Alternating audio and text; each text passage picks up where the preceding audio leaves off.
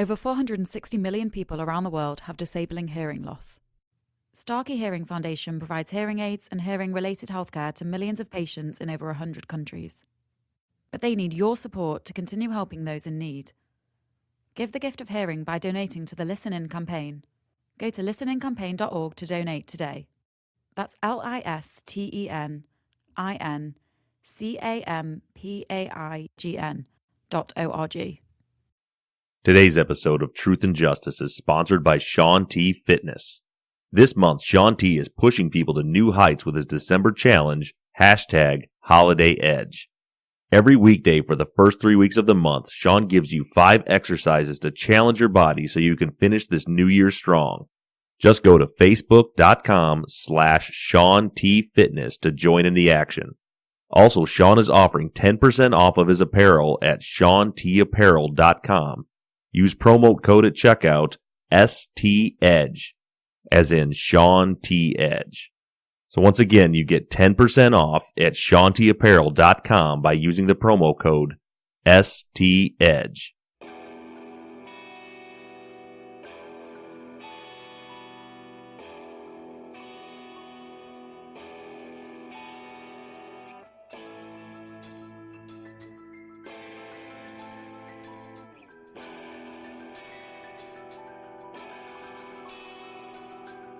Hello everyone and welcome back to Truth and Justice.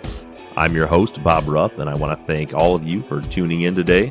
Before we get into the content of today's episode, I want to make one announcement. 2 weeks from today, there will be no episode. I'll be out of town on vacation that week. I don't get back into town until late on the 23rd. Then we've got Christmas Eve and Christmas, and there's just no time for me to record an episode that week. So we will have an episode next week on the 20th, but the weekend directly following Christmas, there will be no episode. So what that means is that next week, on December 20th, will be the last Truth and Justice episode of 2015. This has been a crazy trip over the last several months, and I want to thank each and every one of you for coming along for the ride. And I believe that we're going to start off this new year with a bang. I know that you all are hearing this on Sunday, but I'm actually recording this on Thursday the 10th, and today is Serial Day. Serial dropped episode 1 of season 2 this morning. And the answer to your question is yes, I absolutely listened to it on my way into work this morning. I've had a lot of listeners asking me if I'll be discussing season 2 on Truth and Justice. And the answer to that question is no. For starters, in season 2, Sarah is not discussing a wrongful conviction, so it doesn't really fit the format of our show. But I definitely have to say, after listening this morning, that while I'm not terribly interested in the topic that's being covered on Serial this season, it was nice to hear Sarah in my headphones again. And, Sarah called the damn Taliban. I didn't even know that was a thing. So I'm sure it's going to be an interesting season, but we will not be discussing it on Truth and Justice. What we will be discussing today is another suspect who has been on a lot of people's minds. I still get asked about this man on a regular basis, so I decided over the last week to go ahead and dig up everything I can dig up about him so that we can walk through him as a suspect. Today's episode will cover Suspect Mr. S.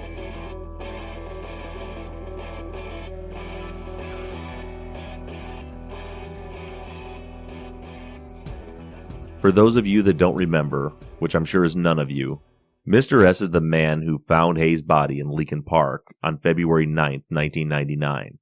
He was discussed briefly on Serial, and Undisclosed discussed him in depth several months ago. The whole story surrounding Mr. S's discovery of Hayes' body really is kind of a mystery. I'll tell you up front that I don't have a lot of new information for you. Undisclosed did a good job of covering Mr. S. I was hoping that if I dug deeper, I could find a little more information on Mr. S, but there's just really not a whole lot out there on him. So for a lot of you, or most of you, this will really just be kind of a recap, but we will get into a little bit of analysis after we go through all the facts. We'll start with February 9th. According to Mr. S, on February 9th, 1999, he left his job at Copen State University where he was a maintenance man. He left around lunchtime to go home to get a tool. It was a plane used to shave down the edges of a door or a window to make it fit better into the frame. He says that he had a work order to fix a door in the gym and that one of the Copen State employees kept asking him when he was going to get to it. He claims the Copen State's maintenance department did not own a plane, so on his lunch break he drove home. Now this is where the weirdness begins. Mr. S lived northwest of Leakin Park. And for those of you that are unaware, Hayes' body was discovered on the south side of Leakin Park off of Franklintown Road. Copen State University, where Mr. S works, is east of Leakin Park, about parallel with the very north edge of the park. And the reason that this is relevant is because the most direct route from Copen State University to Mr. S's home and back to the university would have been to go along the north edge of the park. There's a road called Windsor Mill Road that's almost a direct shot from his home to the university. That road travels right along the northern edge of Leakin Park, and after changing names a time or two, it ends up right at Copen State University. So that's strange thing number one. If there's a direct route that goes along the northern edge of the park, and Mr. S's home is on the northwest side of the park, and Copen State University is on the northern edge of the park on the east side, what was Mr. S doing all the way down in the south end of the park on Franklintown Road? This was a point that Gutierrez attempted to make at trial and failed miserably. But it wasn't all her fault. If any of you are a glutton for punishment and are in for a very frustrating read, look up and read the trial transcripts from trial number 2 where Mr. S testified. Between Gutierrez cutting him off and phrasing her questions like Yoda, and Mr. S being stubborn, not wanting to answer the questions, cutting her off, and speaking too quietly for the judge to hear him through the microphone, it takes about 6 pages for every question that Ms. Gutierrez is trying to ask, and she never really lands her points. She spends pages and pages of the transcript trying to articulate to the jury by getting Mr. S to answer questions about his route that he didn't take the most direct route to get back to the school. She was asking him about street names. He said he doesn't remember the name. Every time she would throw in a "did you not," he would get confused or feign being confused and wouldn't answer the question. He would ask her questions. The judge would yell at him for asking her questions. It's just painful, and I can just imagine being on the jury trying to figure out what in the hell was going on. But if you pay attention, it's pretty clear what Gutierrez was trying to get at, which is what I just explained to you. If Mr. S's intention was just to go home and get his tool and go back to work, there was no reason for him to be down in the south end of Leakin Park on Franklintown Road. It was quite a distance out of the way. The second strange thing comes from a line of questioning about the tool that Mr. S was going to his home to get. Now again, this is a simple point that could have been made quite easily at trial, but Mr. S and Gutierrez were like kryptonite to each other. Again, it took pages and pages of confusion and yelling at by the judge and objections by Urich for Gutierrez to attempt to make her point, which again, it's a punch that I believe she never landed. At one point, she asked Mr. S if it's common to have doors and windows that swell at Copen State University. He says yes, it's common. They have wood doors, the buildings are old, it happens all the time. What she was getting at with the line of questions is, and Colin Miller made this point on Undisclosed several months ago, if it's a common practice to have to shave down the edges of doors and windows at that university by the maintenance department, why does the maintenance department not have a plane? But again, Gutierrez just doesn't come out and ask that question. She sort of dances around. Mr. S does the same, and it's another punch that's never landed. What I mean by that is, I don't think the jury quite got the point.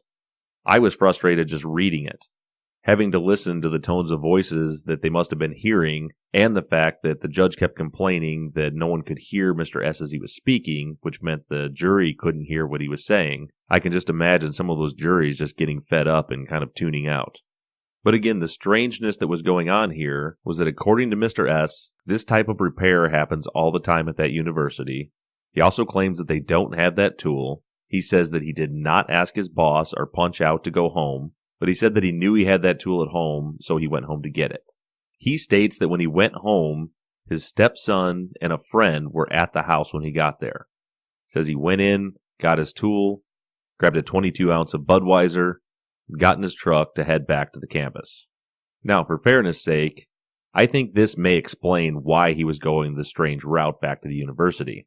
Trying to put myself in that situation, if I wanted to throw down a quick double deuce on my way back to work on my lunch break, I'm probably not going to take the most direct route. It takes a few minutes to drink 22 ounces of beer, and I would also probably try to avoid major roads. However, I wouldn't exactly consider Franklintown Road a back road, but it was through a wooded area. I would assume there would be less traffic there than on Windsor Mill Road. So then Mr. S states that while he's on Franklintown Road, he needs to urinate. So he pulls his truck over on the side of the road and goes back into the woods to do his business. Now there's another strange thing here, and I believe Susan Simpson made this point in the Undisclosed episode. Mr. S is traveling east towards Copen State University.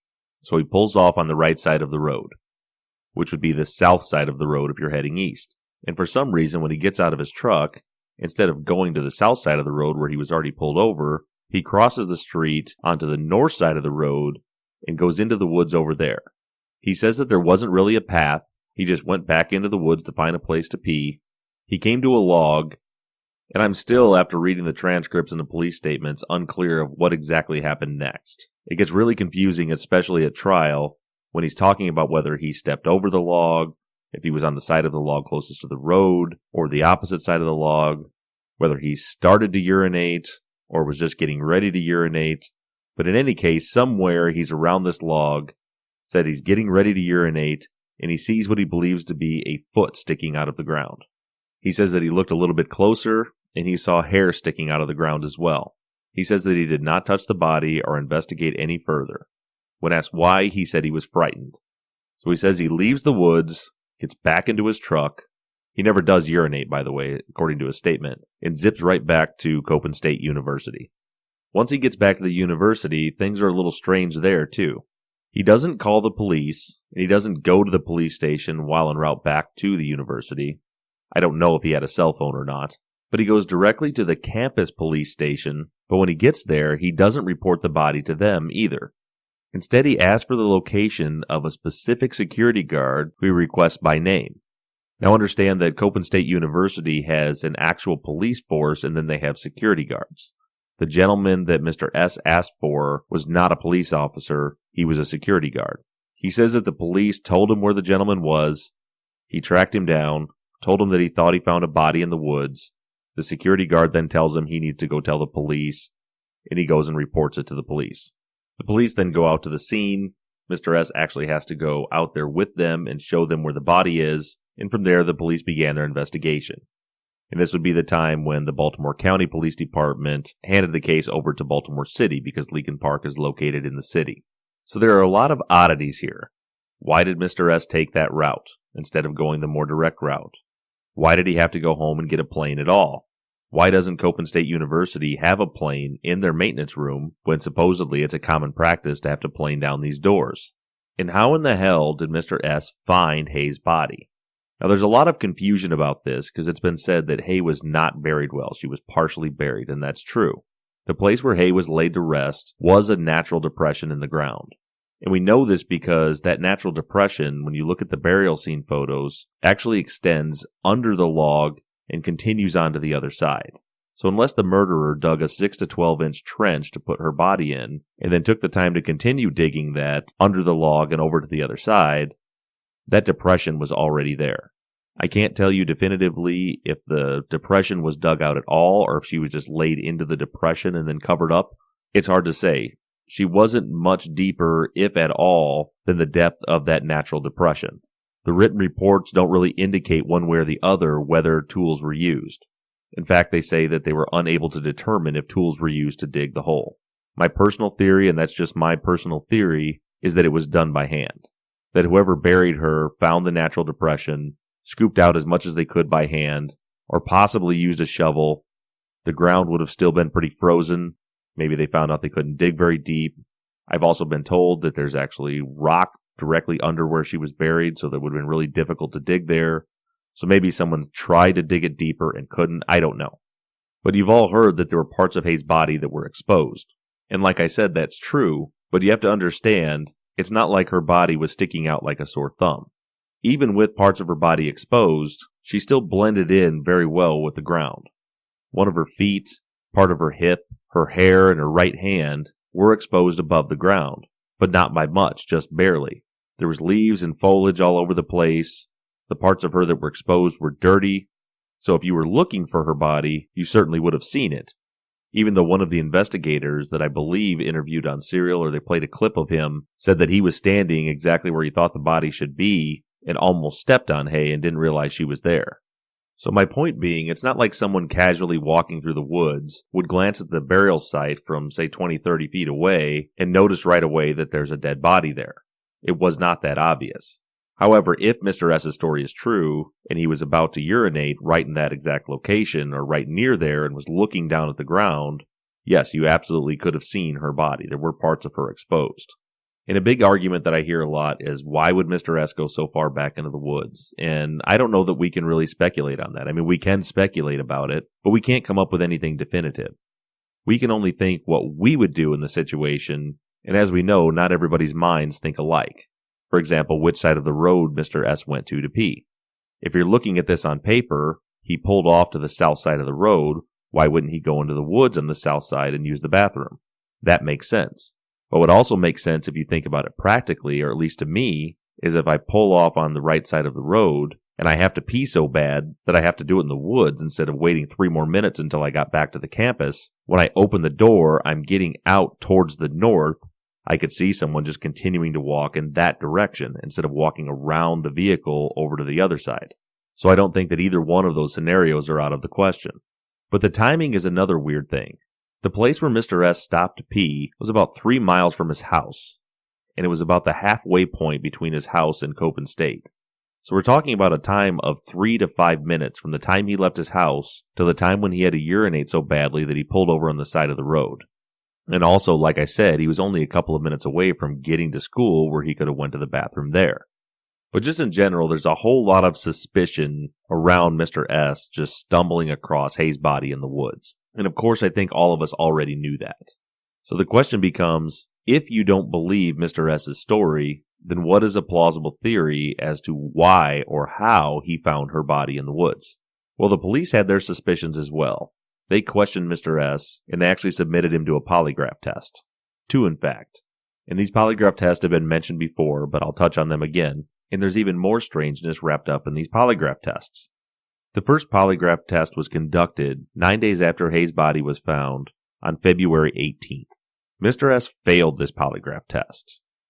The result was deception indicated. But for starters, a few things about polygraph tests. They are not an accepted science, meaning they're not admissible in court. And the reason for that is that they're thought to be unreliable. There are ways that people can lie and beat the test, and it's also very easy to get a false reading if someone has some anxiety or if they're nervous. In this first test conducted on the 18th, along with some control questions, there were 4 relevant questions asked about Mr. S finding Hayes' body. And for those of you that listen undisclosed, which I'm sure is pretty much all of you, you've heard these questions before. Mr. S was asked, "Are you attempting to withhold any information about the death of the female you found in the park?" Answer, no. Did you do anything to that girl to cause her death? Answer, no. Had you ever been in the company of that girl you found before the day you found her? Answer, no. Had you ever been to the spot where that girl was found before the day you found her? Answer, no. On the next page of the report, the results are given, and I'll read it verbatim. On February 18, 1999, the date of this examination, Mr. S seemed to be preoccupied with outside issues. He appeared to be nervous and time-conscious. He monitored his wristwatch repeatedly. When I questioned him about his behavior after I had conducted the examination, he explained that he had an important meeting with a realtor and that his wife was depending on him to pick her up after work. I suggested to the investigators handling the case that Mr. S be retested in the near future because of the outside issues he was dealing with. The polygraph examination given to Mr. S on this date resulted in the following final call: significant responses that would normally indicate deception indicated. So in a nutshell, Mr. S was asked if he was withholding any information, if he did anything to cause Hayes' death, if he'd ever met her before, and if he'd ever been to the spot where she was buried. He answered no to all of those questions, and the test indicated that he was lying. However, the tester said that he was nervous and preoccupied, he had a meeting, he needed to pick up his wife. He thought that that might be the reason all the deception was indicated, and suggested that he be retested, which is reasonable. So Mr. S was retested 6 days later on February 24th. But here's some more weirdness. So you heard the 4 relevant questions that they asked Mr. S the first time he was given a polygraph examination. The tester reported that the results indicated that he was lying, but he believed that might have been because of outside sources and he should be retested. So you would think that on the retest, they would ask him the same questions again. However, they didn't ask him any of the same questions. Another weird thing about this test is that there's no control questions, at least not on the report. The first test listed several control questions in the results. The control questions were mixed into the relevant questions. For example, is your last name, and they give his last name. Is your middle name, and they give his middle name. Then they ask, are you attempting to withhold any information? They follow that up with, do you now live in Woodlawn? Control question. Then they move on to, did you do anything to that girl to cause her death? Followed by, before your 15th birthday, did you ever tell a serious lie to get out of trouble? Were you born in Baltimore? So you get the idea. They were asking what they call control questions mixed into the relevant questions so they could get a better reading. However, in the second test on the 24th, there's no control questions listed. They asked him 7 questions. And like I said, none of them were the questions they asked in the first test, which was kind of baffling to me because the purpose of this second test was to redo the first one. These are the questions that they asked. Do you know if that girl you found died because she was stabbed with a knife? Answer, no. And all these questions start like that. Did she die because she was shot? Did she die because she was poisoned? Because she was choked? Was she hit with a baseball bat? Was she hit with a tire iron? Was she run over by a car? Mr. S answers no to all of these questions. And this time he passed. The results say no deception indicated. So according to this test, he didn't lie when he answered those questions. However, we don't know how to compare that with his first test because those were different questions. So if you take these tests at face value, it would seem that he was, number one, withholding information about her death, that he did something to cause her death, that he had met her before, and that he had been to that spot in Leakin Park before. However, he apparently has no idea how she died, according to the second test. So what do these polygraphs mean? Well, unfortunately, because of the way they were conducted, and just because of the reliability of polygraph tests in general, I don't think they mean anything. There's nothing we can really do with those. Police departments will use polygraphs still to this day as an investigative tool, meaning they'll use them to maybe help point them in the right direction, but they're basically useless because the results are inadmissible in court. So again, in trying to analyze Mr. S as a suspect for this case, I tried to look at how he could possibly be tied in. Well, you remember that Sarah Koenig mentioned on Serial that Mr. S was a streaker. She told an anecdote about how he had actually been streaking in front of a police officer, left his clothes, and then actually went to the police station and reported his clothes missing. So some people have speculated that maybe he was in the woods going for a quick nooner streak and happened to stumble across Hayes' body.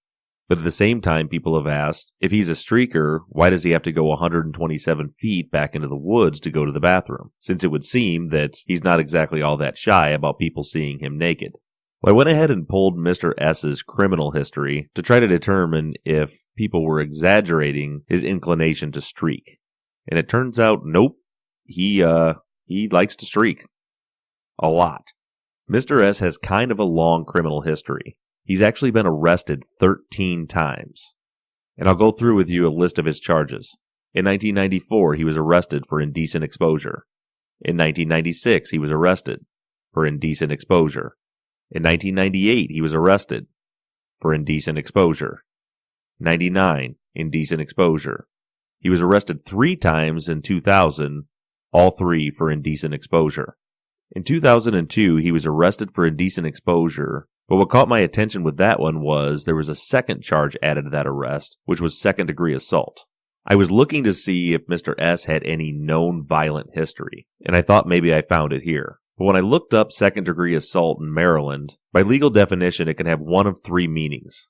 It either means that the individual had an intent to frighten someone, an attempted battery, or battery. So through the criminal record search, it doesn't say which one of those it was. It just says second-degree assault. But then when I looked through people involved, the complainant was a police officer. So since if he had actually physically assaulted the police officer, I would assume there would be a resisting arrest charge. I'm going to guess that this was just a trumped-up charge added to his streaking, and that he didn't actually physically assault anyone. But to be fair, I can't tell you that for sure based on what's in those records. So that was 2002. In 2003, he was arrested for, you guessed it, indecent exposure. Again in 2003, he was arrested for another indecent exposure charge. And there was another second-degree assault charge added to that one, and again, the complainant was a police officer. In 2005, he was arrested for indecent exposure. This time, from the looks of it, he must have given the police a false name because it's listed under John Smith with the wrong date of birth. But then underneath that, it says AKA, and it gives his actual name and his actual address. So maybe didn't have his clothes on when he was arrested, so no ID, and just made up a fake name, address, and date of birth. But the police figured it out. In 2008, he has another charge. This time, it was for open container, meaning he had an open container of alcohol in a moving vehicle. which fits with his story of February 9th, where he was driving around drinking his Budweiser. There's nothing on Mr. S's record from 2008 till 2015. Just this past April in 2015, Mr. S was arrested for, you guessed it, indecent exposure. So I think based on Mr. S's criminal record search, we can logically conclude that the statements that he was a streaker are spot on. It appears to be something he really enjoys doing, and he's been caught doing it by the police 12 times in the last 20 years.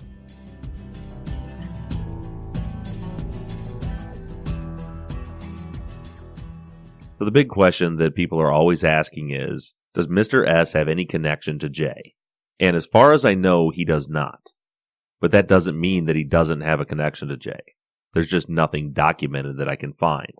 I searched through his employment history, his address history, and I can't see anything obvious that would indicate that he had any kind of a connection to Jay.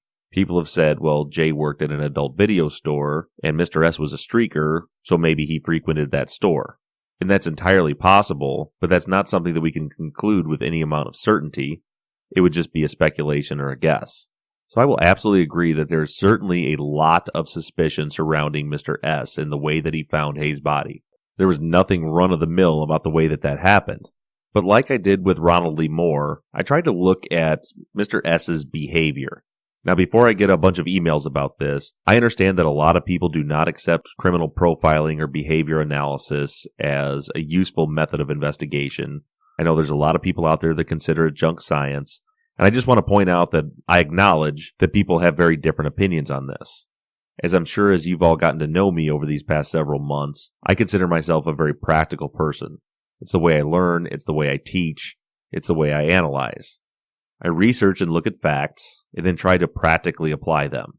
So me personally, I believe that behavioral analysis is a useful tool. I don't believe that it's the end-all be-all, and it's not a science that you can use to convict someone of a crime, but I personally believe that it's useful in investigation. So when I look at Mr. S and I look at his criminal history over the last 20 years, I don't see any evidence of him being a violent person. There are no assault and batteries on his record. There's no domestic violence. There are those 2 second-degree assault charges, but I don't know exactly what those were. So I'm not seeing anything in Mr. S's behavior that we know of. And unfortunately, we're limited to whatever was documented about his behavior. That would lead me to believe that he would attack and strangle a young girl and bury her body.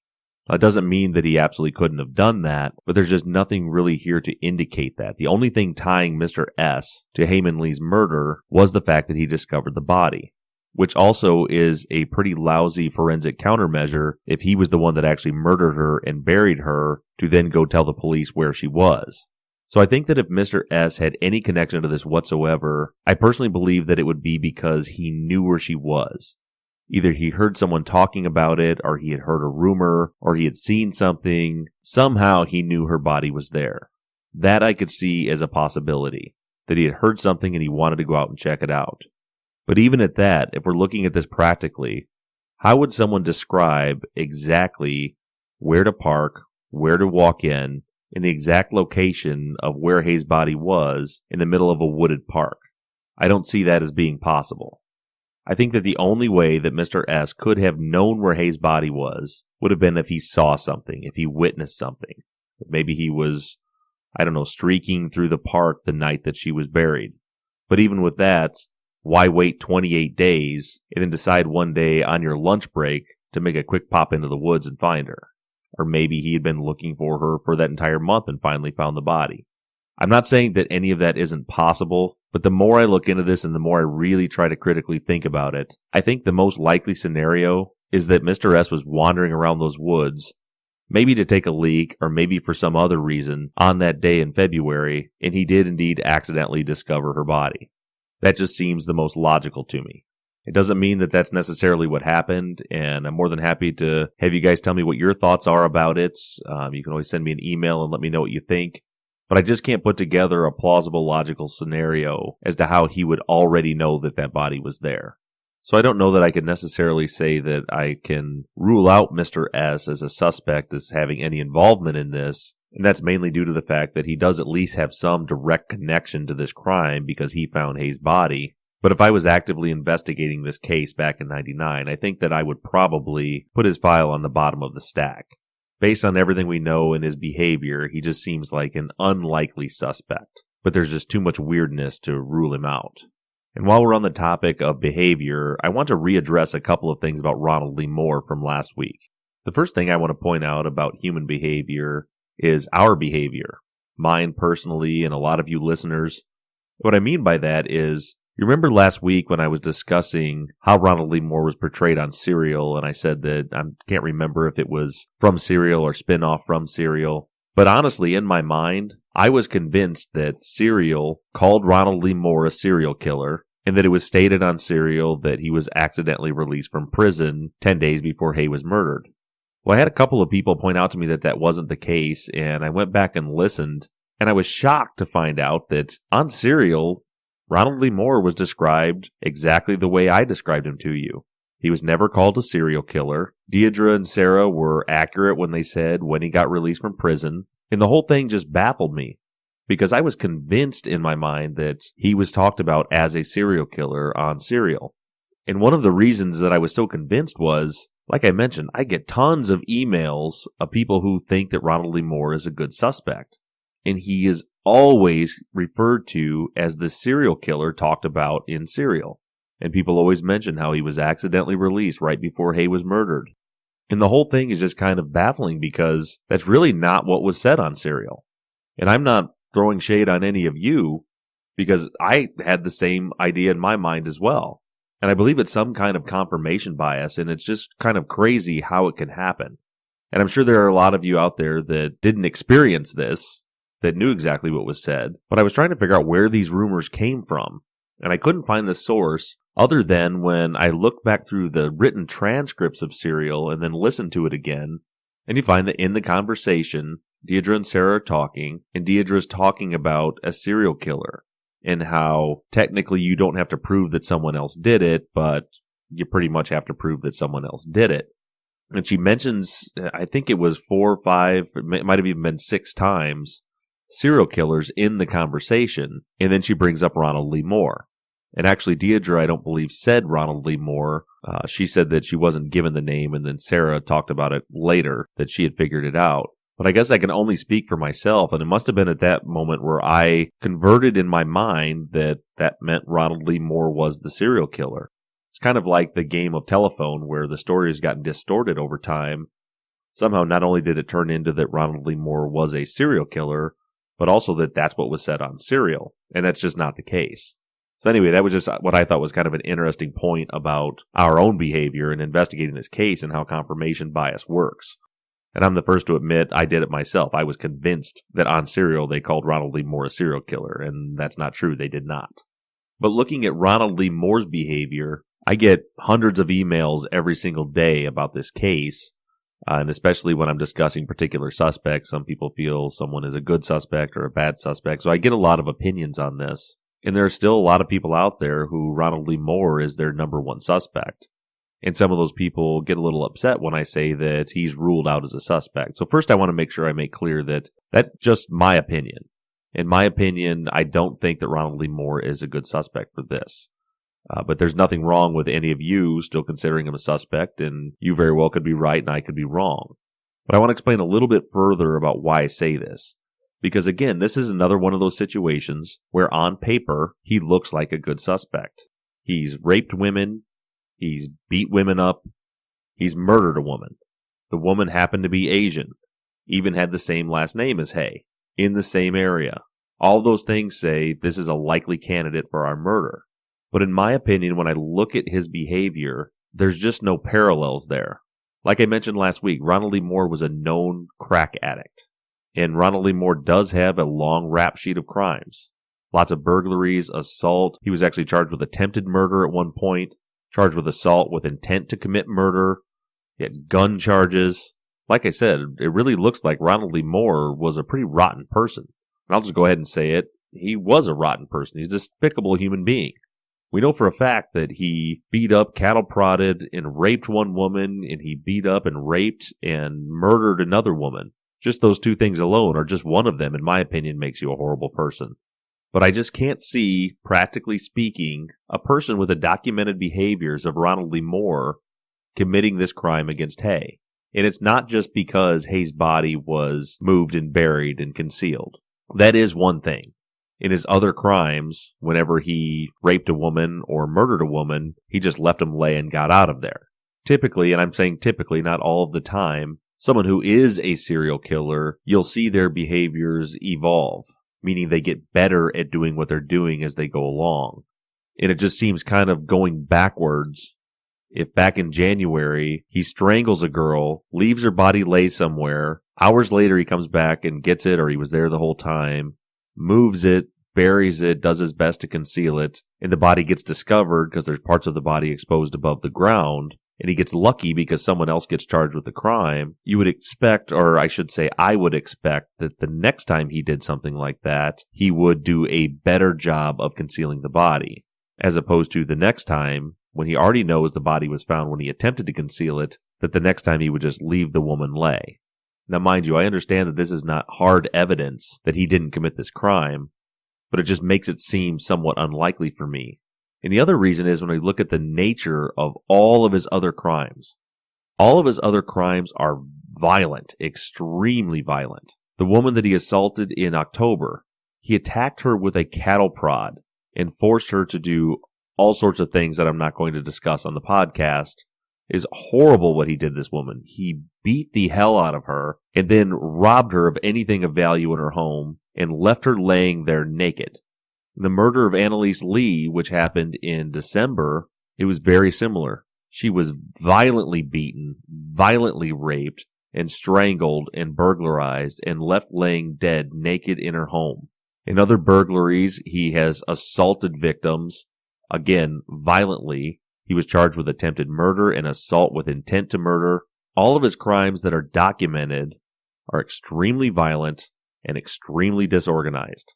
When we compare that behavior and we try to put ourselves in the head of a person that acts that way, that's their nature, and then think about him as a suspect, him as the person who murdered Hae-Min Lee. Hae-Min Lee had 2 blows to her head, and she was strangled, and her body was buried.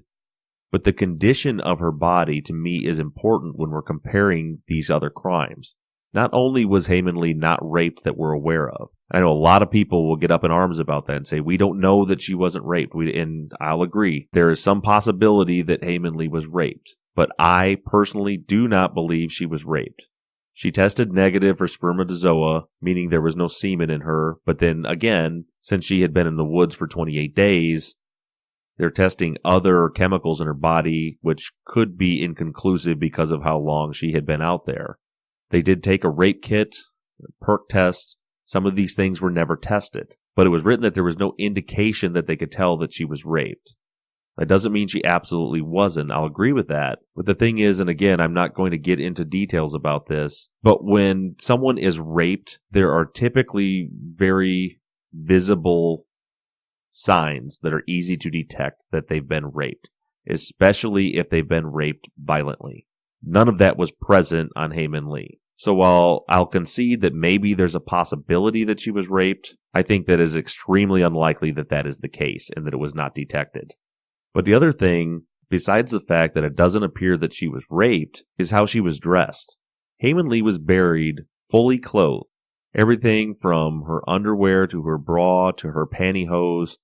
And yes, her bra was and her shirt were pulled up, but that could have been from dragging or moving into the grave, or they could have just been that way after the assault. But the big thing that I thought of was she had underpants and pantyhose on. I don't see it likely that anyone would rape and murder someone and then take the time to redress them all the way to the pantyhose. And one reason that seems unlikely to me is because, in my experience, pantyhose are like kryptonite to men. Any of you that have young daughters or nieces that you've ever tried to help with this, my wife can figure it out. I can't do it. And I know that my brother has had similar issues and other friends of mine. They're tricky, to say the least, if you don't know what you're doing. But beyond that, just someone taking the time to do that, I could see maybe redressing someone, but all the way to the pantyhose seems really unlikely that anyone would rape someone and then do that, much less a Ronald Lee Moore, who in every other instance, again, that we know about that's documented, he's extremely violent, extremely disorganized, does not have any care or remorse for his victims. Of course, I can't say with certainty that he absolutely did not do this, but when I say that I've ruled him out as a suspect, I just mean that in my mind, while investigating this case, looking deeper into Ronald Lee Moore, when we don't have any other evidence that would indicate that he did it, just seems like a waste of time and resources. However, as Deidre Enright mentioned on Serial, it would certainly be worth testing the DNA found at the scene against Ronald Lee Moore, because he is a known murderer who was in that area, and we have no privacy issues with him because he's passed away and his DNA is on file. And I'm all for any method of getting that DNA tested, because it does belong to somebody, and my guess is it does not belong to Adnan.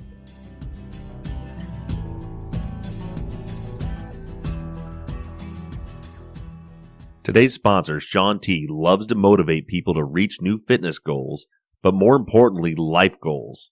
Don't forget to check out the show he's hosting on ABC, My Diet is Better Than Yours, airing on January 7th. And if you're thinking about eating correctly, go to Prepped Foods. Shaun had to give me a little note here that it's pronounced Prepped Foods.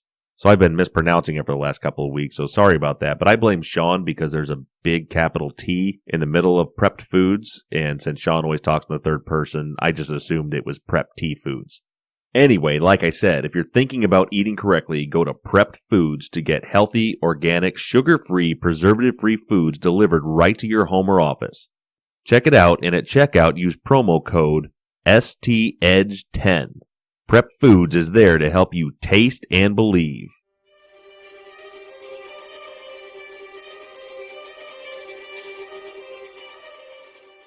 All right, welcome back. I want to finish today's show by reading one email, and then I'm going to be consolidating several emails together because I got a lot of the same information from multiple listeners.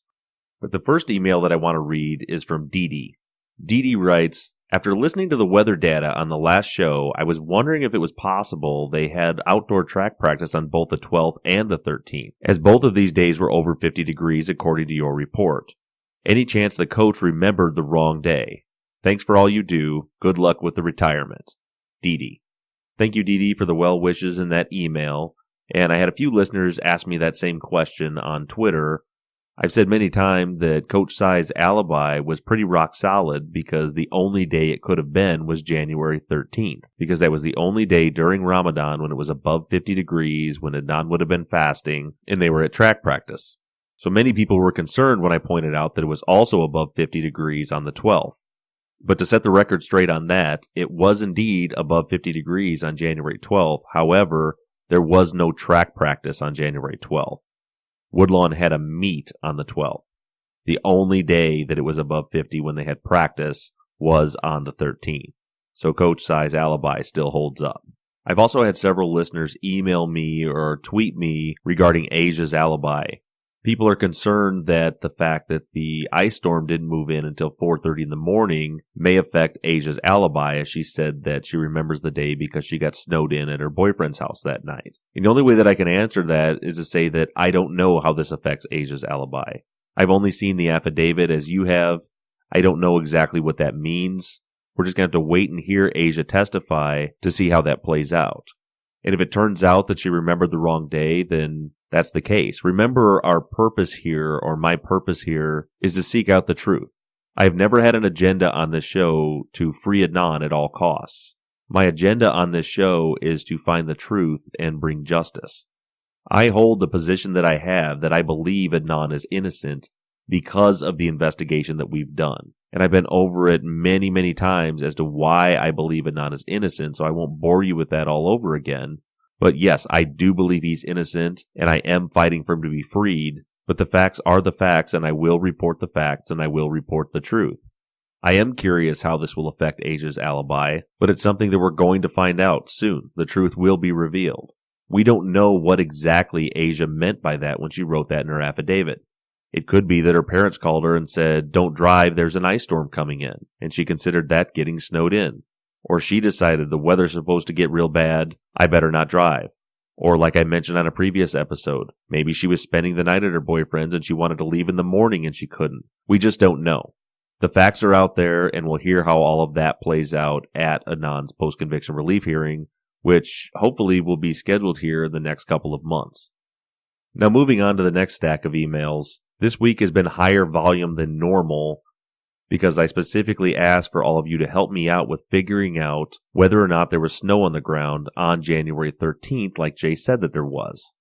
Unfortunately, nobody has yet to be able to produce an actual photograph of the weather or of the ground in Baltimore on the 13th. But I did get a lot of new information. One thing that was emailed to me by several listeners was something that I missed when I was looking through this on Weather Underground. Which for those of you that don't know and you want to check this out, just go to weatherunderground.com and search for the weather history for Baltimore on January 13th, 1999. And you can scroll through day by day what the weather was like. What I didn't catch is that there is a space on those reports that actually shows you what the snow coverage on the ground was for that day. So as you'll remember, on January 8th, there was a snowstorm that moved through. So I went back before that and confirmed that for several days before that, the snow accumulation on the ground was 0 before that January 8th snowstorm. So any previous storms, the snow had already melted at that point.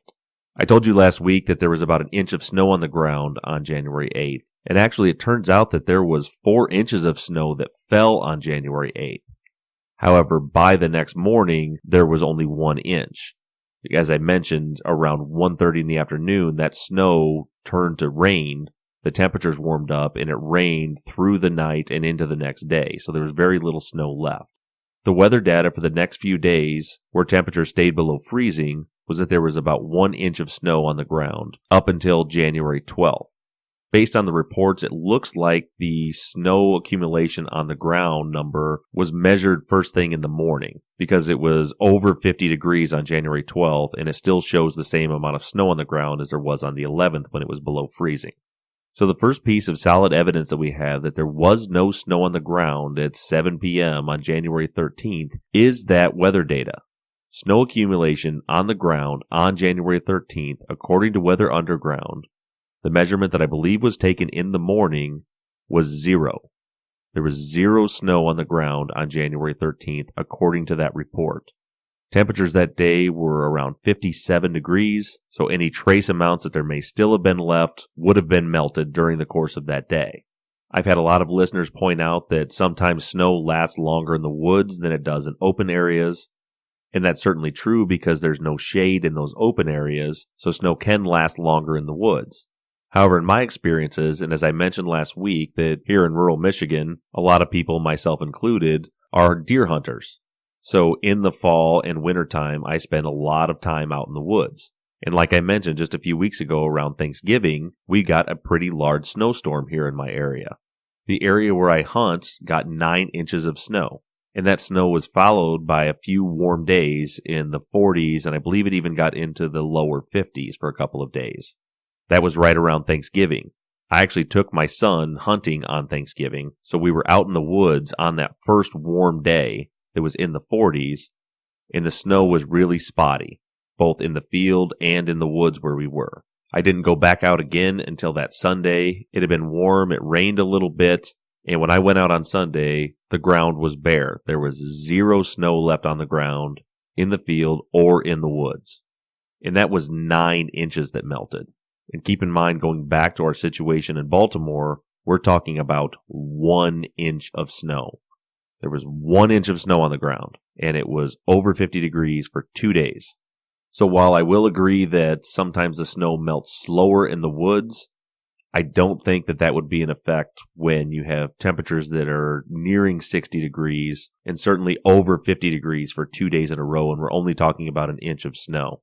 Also, when you look at the area where Jay claims that he and Annon buried Hayes' body, it was a section of the woods that was on the north side of Franklintown Road, which meant there was the gap wide enough for the road and the shoulder with no trees, and the sunlight is coming from the south, so there's not a whole lot of shade blocking that sun from hitting that area.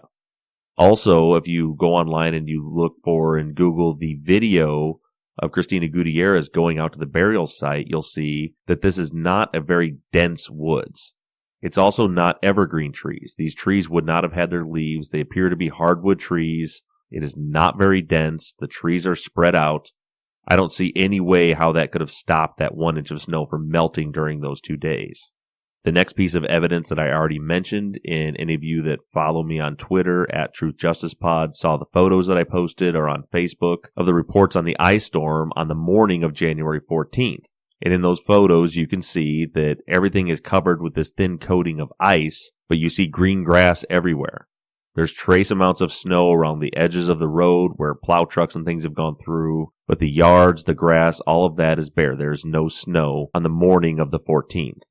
I also had a listener, Josh, who's Josh is a lot smarter than me. Josh is an engineer, and he sent me some very technical information from the NASA/NOAA weather satellites.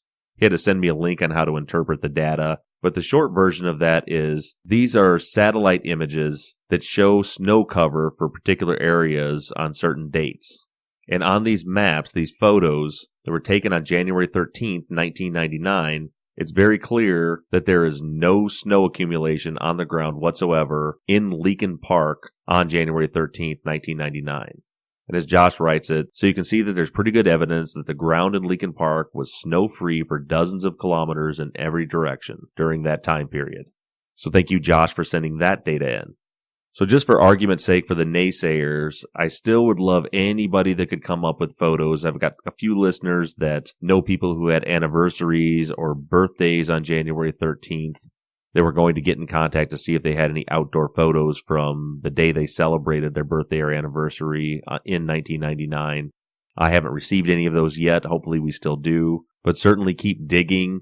But I'm going to say this, and I guess I have to say that you can believe whatever you want to believe, and there's certain people out there that are going to try their hardest to continue to argue this.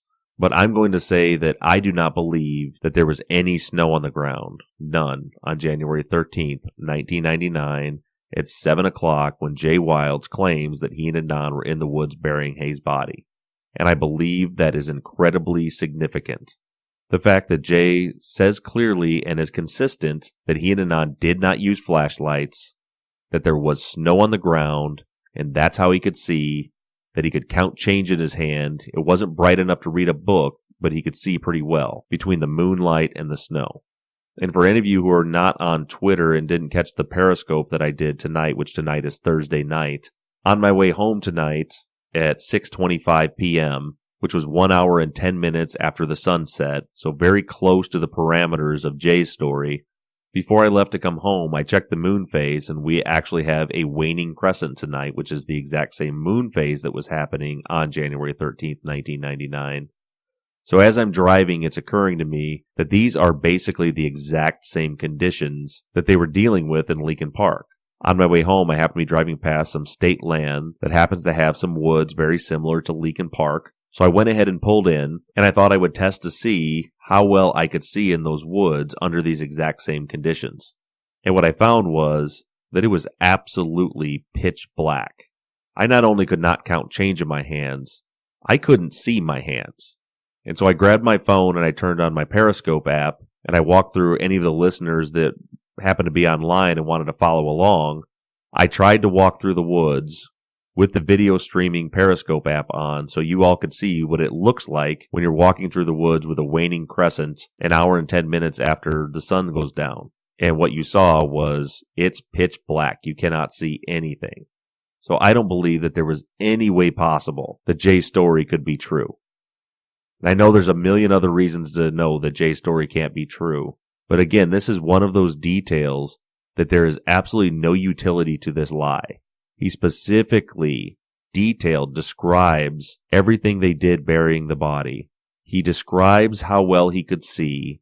He clearly says that they did not have flashlights, that they could see because of the snow and the moonlight. And I'm convinced there, first of all, was no snow. But a few other listeners sent me some information that really seals the deal for me. I've never really studied moon phases, and there's a fun little fact that I was unaware of. Did you know that there is actually a moonrise and moonset time, just like there is with the sun? Well, there is. and that time shifts constantly. Think about the days when you look up and you can see the moon in the sky at 1 o'clock in the afternoon. So here's the last piece of very compelling information that concretes in my mind that Jay is full of shit, and there's no way that they were out there at 7 o'clock on that night burying a body with the snow and the moonlight for light. On January 13th, 1999, the moon set, meaning it was no longer visible, about 2 o'clock in the afternoon. The moon did not rise into the sky again until 4:37 a.m. on January 14th, which means between 2 p.m. and 4:30 a.m., there was no moon, not even the small sliver of a waning crescent. The moon wasn't even in the sky. There was no light.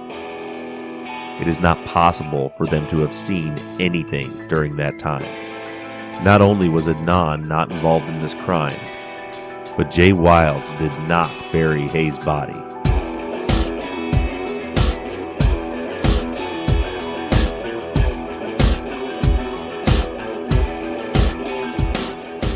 Thank you all for downloading the show today, and I want to make sure I give you all a heads up to make sure that you put it on your calendar to download next week's episode. Next week, I will be previewing the next case that we're going to be discussing on Truth and Justice. We've reached the point in Adnan's case where a lot of the leads that I'm tracking down right now and a lot of the investigation that's happening are not things that can be aired on the podcast, as they might be relevant to the court case. I want you to know that we are not leaving this case behind. Like I mentioned last week, the show is going to become very dynamic. We may be bouncing back and forth from one case to the other. But for right now, while we're waiting for Jim Clemente and Laura Richards to come back on the show, and I'm still working on sourcing out some other leads, we're going to start to make the transition into our next case. So on December 20th, the last episode for 2015, you're going to hear the story of the blizzard.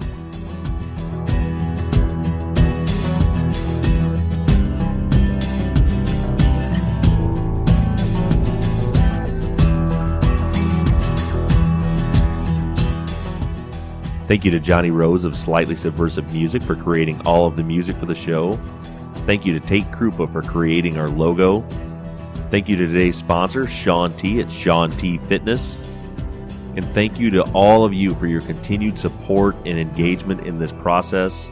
A part of me is a little bummed out about moving on to another case because we spent so much time and energy on this one. But then there's that other part of me that is so excited to make a difference in someone else's life, and for all of you to help join together and crowdsource this investigation and see if we can figure out if the person that we're going to be discussing was wrongfully convicted, and if they were, then let's put our heads together and get him out of prison.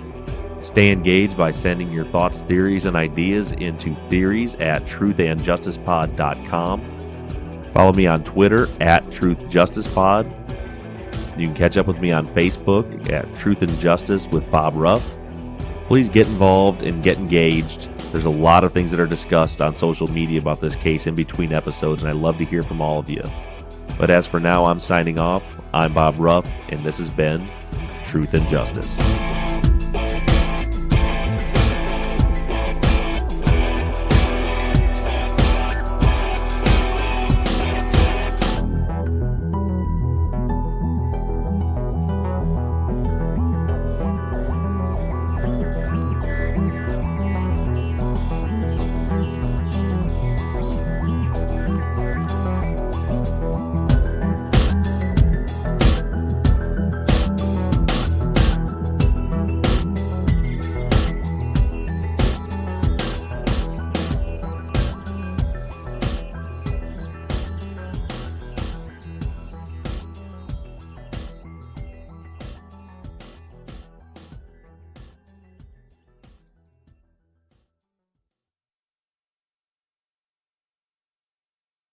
Interested in starting your own podcast?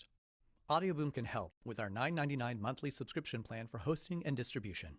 You'll get 200 minutes of recording time per episode, a branded homepage on the Audioboom platform, embeddable players for web and social media, advanced analytics, and so much more. To sign up for your $9.99 monthly subscription plan, go to audioboom.com/start.